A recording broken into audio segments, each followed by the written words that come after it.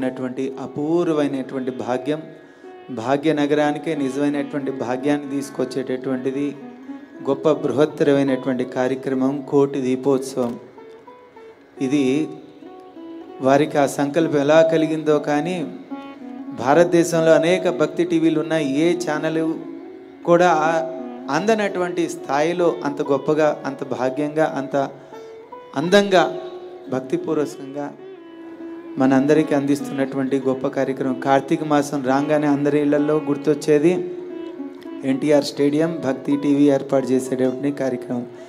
సాధారణంగా అనేక దేవాలయాల్లో బ్రహ్మోత్సవాలు చేస్తారు, కానీ హిందూ మతానికే గొప్ప బ్రహ్మోత్సవంగా జరిపేటటువంటి గొప్ప కార్యక్రమం.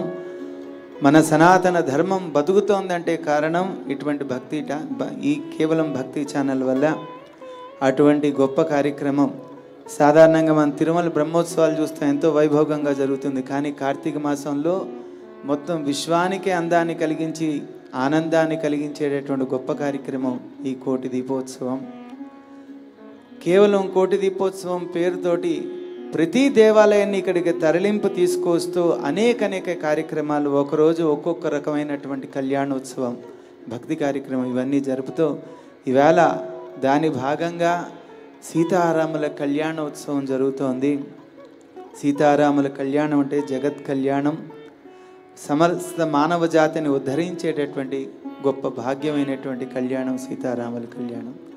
చెప్పాలని ఎంతున్నా కాలం చాలా తక్కువ కాబట్టి ఎన్నెన్నో అద్భుతాలు చూడాలి కాబట్టి క్లుప్తంగా చాలీసా పడితే సంపూర్ణ రామాయణం వచ్చింది, మీరంతా విన్నారు. అలాగా రాముడి యొక్క గొప్పతనాన్ని క్లుప్తంగా వర్ణిస్తూ నాకు కలిగించినటువంటి భాగ్యాన్ని నిజంగా భాగ్యవంతుడిగా భావిస్తూ వాళ్ళందరికీ కూడా నరేంద్ర చౌదరి గారికి, రమాదేవి గారికి, భక్తి టీవీలో పనిచేస్తున్న ప్రతి వారికి, విచ్చేసిన మీ అందరికీ మరొకసారి ధన్యవాదాలు తెలియజేస్తూ